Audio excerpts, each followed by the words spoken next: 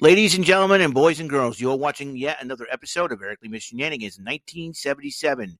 It's time for WWE Evolve Event Center, where wrestling action involves the WWE ID prospects, the PC prospects, and indie wrestlers from all over the world. Ladies and gentlemen, and here's the man to bring you the wrestling report and action from the WWE Evolve Event Center, Mr. Eric M. Lima. Thank you very much, Mr. Announcer, sir. Well, hello there, everyone. Welcome to yet another episode of Eric Lima Shenanigans of 1977, episode number 2107-2107. It is the 20th of March, 2025, 1:12 p.m. First day of spring, folks. That's right, spring season is upon us, even though it is kind of... New England weather, you can't predict it. Well, let me tell you, sometimes it does snow in the springtime, in spring season. Trust me on that.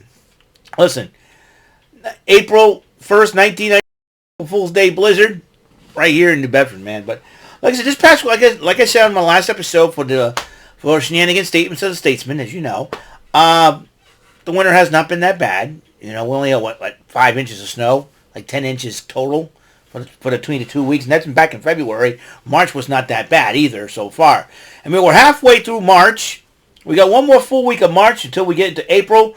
And next week is opening day for Major League Baseball. So, and what are my thoughts on that? And when I get a new thumbnail, new intro for the Big Beefy E's Boston Baller Speed, I will get back to you on that. Because there's a lot of stuff that went down in the off season, so to speak, and during the seasons of basketball and in hockey, especially for the Bruins. Bruins had a major change and overhaul. Let me tell you, it's not that pretty, not that pretty.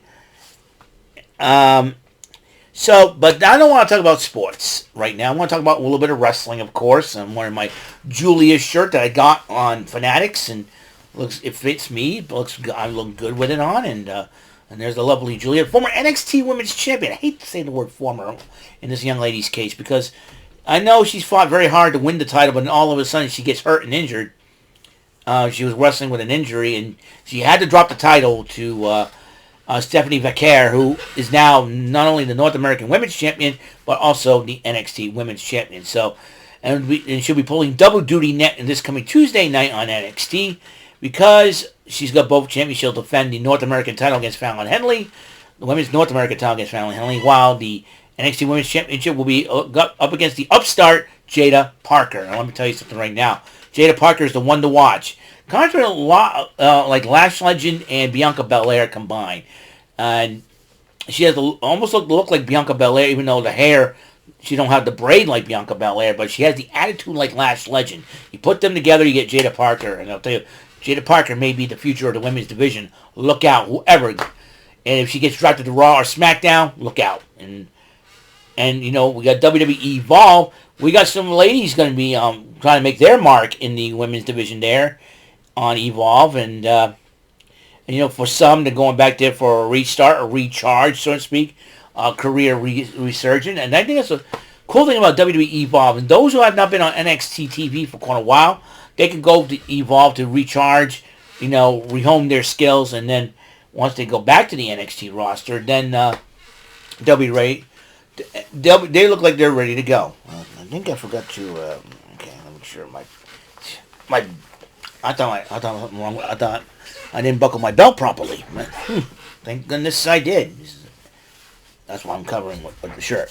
Okay, we got to talk about a little bit of WWE Evolve. Speaking of which, as you know, it started a couple weeks ago and premiered in Peter Rosenberg and Robert Stone calling the action, while Chewy Martinez will be the sideline reporter for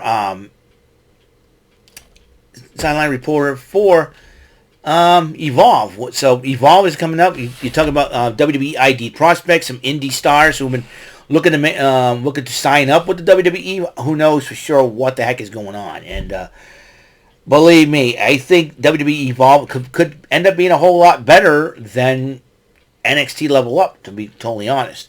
Brinley Reece, we have not seen in a while. The lovely Brinley Reece cut a promo about being involved, what it means to her. and she felt like a career resurgence to help her in WWE Evolve as he took on Mason Holiday, and Mason Holiday. Um,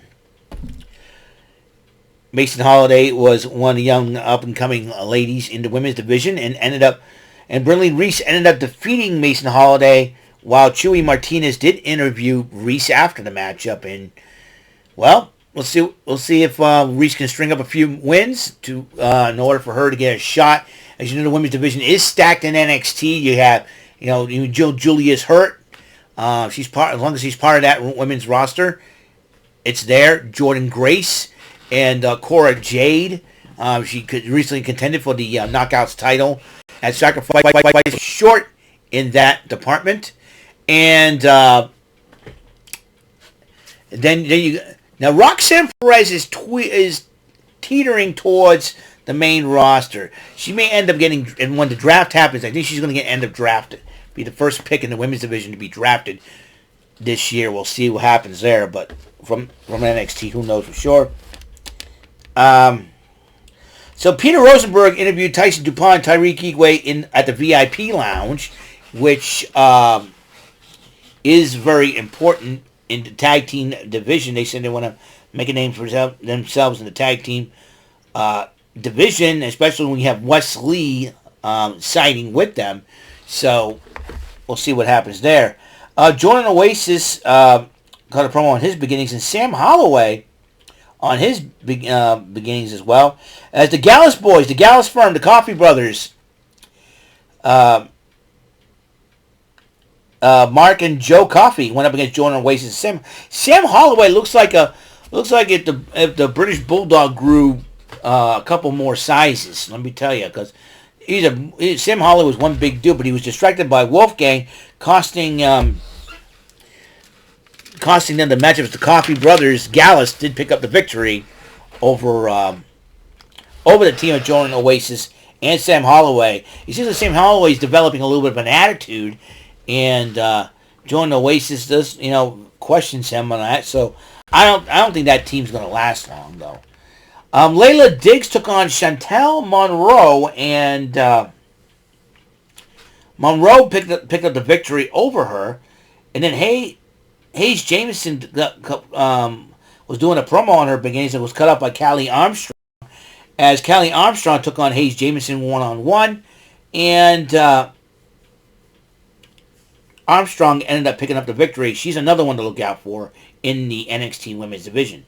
Peter Rosenberg interviewed Kylie Rae about the note that Wendy Choo gave her, and then she crumpled it up and threw it down, not caring. And Wendy Choo's music plays with her face going on in the background, but Zara Zacher was tapping her shoulder. Come on, we're getting get going. And Kylie Rae says, okay.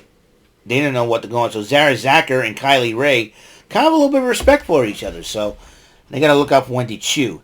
Meanwhile, Swipe Right, that's Ricky Smokes and Brad Baylor, alongside Zeta Steel. I kind of wonder what their alliance is all about. I mean, Swipe Right and Zeta Steel, we could see them like a new type of M&M group, but they were scouting some tag team action, as Draco Knox and Tate Wilder was a promo on their beginnings as well, as they took on the team of Tyson DuPont and Tyreek Igwe. DuPont Igwe did win the matchup, and then Swipe Right decided to talk some smack towards the team of Knox and Wilder, and they were about to go after her. And then this big, massive dude with the long hair and the shades was with them. I don't know if they were employed by, if he was employed by Swipe Right and Zeta Steel to be their bodyguard or something like that. Time will tell. So it'd be very interesting to see how that develops. That's what Evolve was all about. Oro Mensah was in the VIP lounge to scout the next matchup, and Luca Crusifino and the return of Big Body Javier Bernal, and the consigliere of the D'Angelo family, Luca Crusifino, going one-on-one. Heck of a matchup between two, and Crusifino ended up winning the matchup. and then Crusifino was talking smack about Keanu Carver at the mat. Keanu calls him out. Keanu Carver shows up, and then Harlem Lewis shows up. What is the deal here? If I were Crusifino, I would talk to the underboss about this situation. Come on. What is Crusifino thinking? That's for sure. Well, that's all for episode 2107 of Eric Lima Shenanigans of 1977. Talking about WWE Evolve. And for the 19th event center for the 19th of March 2025, that was yesterday. Didn't get a chance to do this because I was on chilling with Jordan until 11 o'clock and I had to get some sleep due to that. So, just to thankful, this work week's almost over for me. I got a couple more episodes I gotta do. I will see you guys later. You guys have a wonderful, blessed day. Till next episode, we're gonna talk about AEW Dynamite. Lots to talk about there.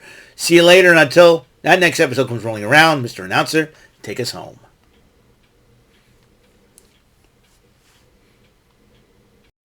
That is all for today's episode of the show.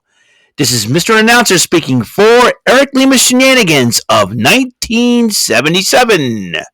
A Big Beefy E and door for Bob Saget production, and in association with a Raving Bull for 3000 Telepictures and Distribution. Thank you for watching another episode of Eric Lima Shenanigans of 1977. See you later on the next episode of the show. Goodbye for now.